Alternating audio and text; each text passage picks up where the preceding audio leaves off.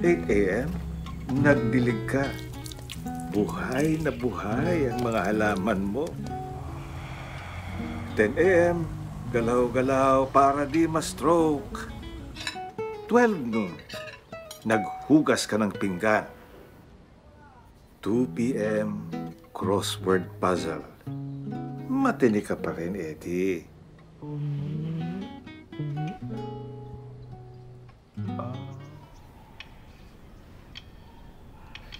Bakit mo kami pinapalit sa lalaking yan?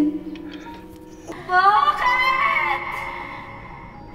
Bakit mo kami pinapalit sa lalaking yan?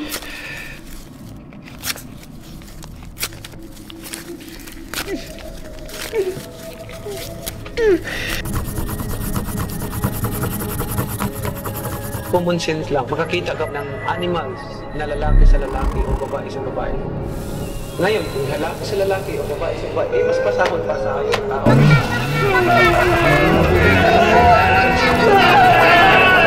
Eddie,